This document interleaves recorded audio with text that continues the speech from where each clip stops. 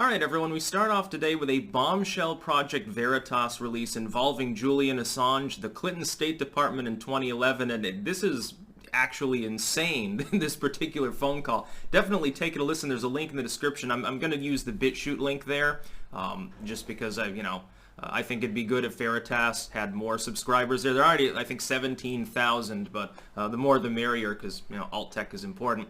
Speaking of alt tech, of course, I have to say this every day on my first video, I'm shadow banned on YouTube, so you can share this link out on Twitter, Facebook, Minds, whatever, Parler, Gab. I appreciate that because I'm no longer searchable on YouTube and can't find any new audience unless people help me.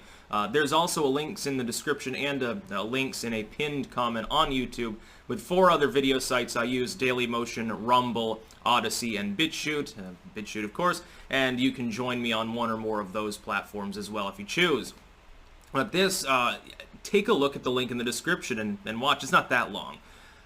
This is mind-blowing, which is that back in 2011, Julian Assange, now supposedly, the basic story from the deep state is Julian Assange hates the U.S., works for Russia, wants to kill U.S. intel and destroy the system and all this stuff. But this depicts Julian Assange actually sending in a call back in 2011. This is the Clinton State Department in the middle of the Obama era. This is back when she was Secretary of State. Calling up a State Department lawyer there, pertinent to the situation, where he's like, hey, look, 250,000, I think, something, cables got stolen by a fired employee. Apparently what happened is WikiLeaks had these diplomatic cables that we've talked so much about for the last half-decade. They intended to redact names, put them out for public interest because they're pertinent, but also redact things to try to reduce potential harm to intel agents and stuff. Now, you'll remember, when these were dumped, they were dumped unredacted. It potentially could have done harm. Julian Assange supposedly was fine with this. This is the line from U.S. State Department under Clinton State Department and later, more recently even under Trump. The idea is that Julian Assange is a criminal, is like a piratical individual that hates the West.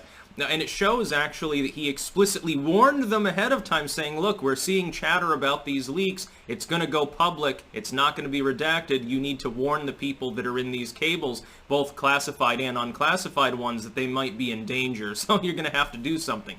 He explicitly warned them days beforehand in order to try to prevent U.S. intel assets from being exposed and potentially, killed or tortured or something. Did what he needed to do. This conforms exactly to what everyone who backs Julian Assange has been saying. And by the way, if there was any thought in my mind, and trust me, there wasn't, that Julian Assange shouldn't be pardoned, this takes the cake. He needs a pardon. Trump shouldn't just think about it. He should fucking do it. For strategic purposes only. And thank you for Veritas for verifying what people have said about Assange for years, that he's not a villain, not a bad individual. He really is trying to be helpful and so just a whistleblower. One runs a whistleblowing site. Now he's in jail being tortured, basically, by the British, actually. He should be released free. He should be given an apology. He should be apologized to by Sweden for falsely claiming sexual assault and breathing down his neck for years. He should be apologized to by the Ecuadorians, I believe it was, in their embassy for letting him be dragged out in the middle of the night. He should be apologized to by the British and the American governments. He should be apologized to by everyone. This proves, it exonerates him of the most damning thing said about him, which is that he was trying to expose U.S. intel. He wanted people endangered, or at the very least was very callous and so forth. No, it was a rogue employee from WikiLeaks, apparently, who got a hold of this material, stole it, and then released it. Apparently, he had been fired some months before. It's sort of he had a flash drive situation, I suppose. And, it's kind of shitty, but, it's all right. To my knowledge, not a single one of the people named was harmed. That's the good news.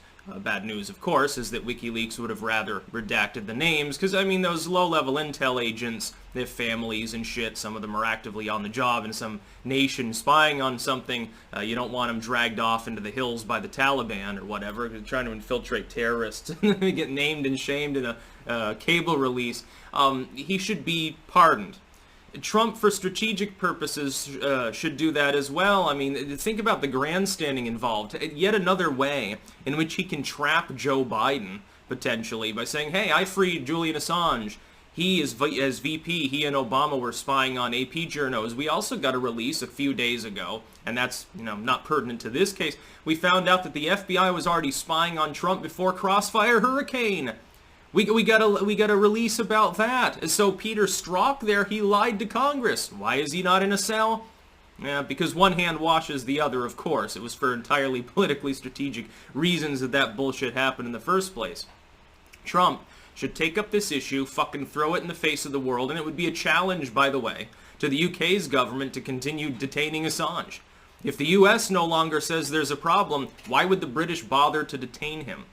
Wouldn't make any sense, I suppose. It'd be a pile of bullshit. They would face mounting pressure, and they have faced pressure already, to release him. The dude's old and not in the greatest of health anyway, after years and years being cooped up in a little micro apartment, probably half the size of the one that we live in, at best, with a cat. And then apparently I guess they weren't giving him enough cat litter or something, and they were afraid of the smell. And embassy cat, they called him. And they turned off his internet. They basically made him a prisoner. His host country, giving him asylum, made him a prisoner as much as the British are now. It's just he wasn't in solitary confinement as often. This is a massive bombshell. So naturally, because it's such meaningful news, the MSM won't talk about it. If they mention it, it'll be on page 2. That's why you have to support independent media. You'll hear about it here. You'll hear about it on One American News Network or something. The InfoWars will talk about it. They'll talk about it. Have O'Keefe on maybe for an interview. You're not going to hear about it if you're using the lamestream legacy mollusk media. Huffington Post, if they talk about it, they'll say, well, Julian Assange, the evil white male rapist, who is duly incarcerated under perfectly fine conditions, half-assedly and belatedly tried to protect some U.S. intel assets. But he's still Satan. He's still Adolf Hitler #2. It's just he's the pale Hitler, not the orange Hitler, I suppose, to elements of the left-wing media. It's funny, some progressives want him, I use progressives in the loose sense, they want him pardoned too. The liberals, they hate him.